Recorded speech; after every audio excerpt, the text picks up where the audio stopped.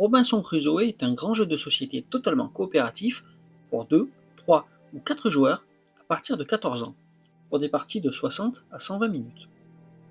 Doté de beaucoup de matériel et de très nombreux points de règles, Robinson est à la fois magnifique, très bien pensé et agréable à jouer.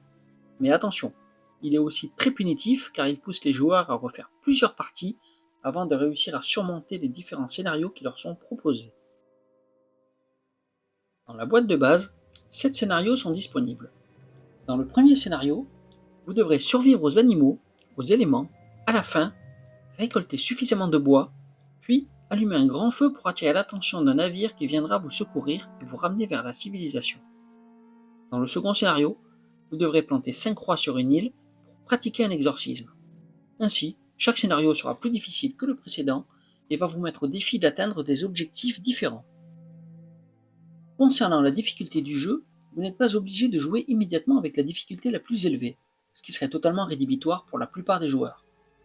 Vous pouvez commencer tout en douceur en utilisant des ajustements de règles qui rendront le jeu moins difficile.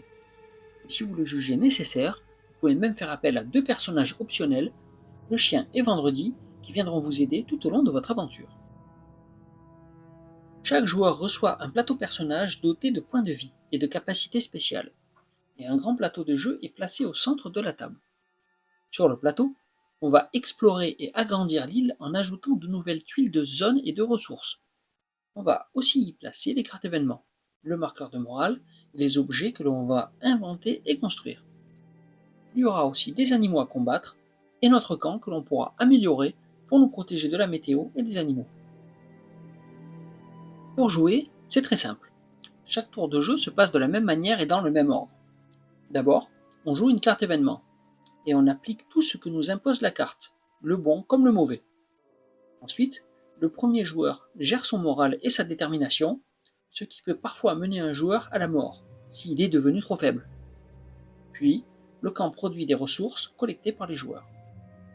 Vient alors la phase d'action, pendant laquelle on va choisir tout ce que l'on va faire en prenant plus ou moins de risques.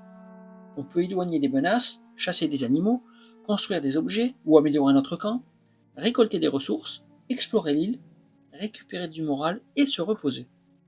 Une fois toutes nos actions programmées, on va les résoudre les unes après les autres, en espérant avoir réussi à optimiser l'ensemble pour avoir suffisamment de quoi récolter des ressources, améliorer notre camp, se soigner et faire des actions spéciales.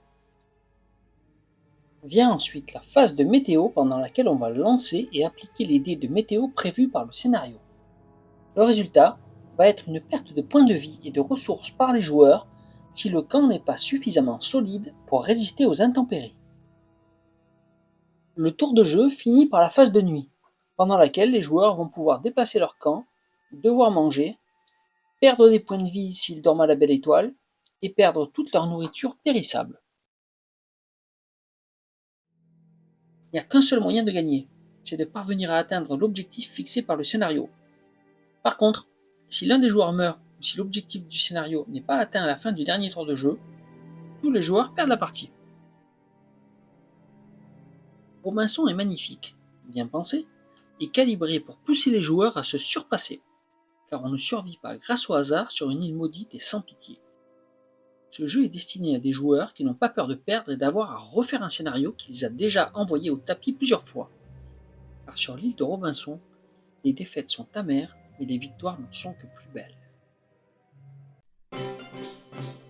Si jamais vous recherchez des jeux de société, des casse-têtes, des puzzles, des jeux de cartes et bien d'autres choses, venez à l'As du Roi. La boutique est située à Perpignan, entre le conservatoire et le tribunal, juste à côté du parking Arago. Je vous dis à bientôt, et si le contenu de cette chaîne vous intéresse, n'oubliez pas de vous abonner.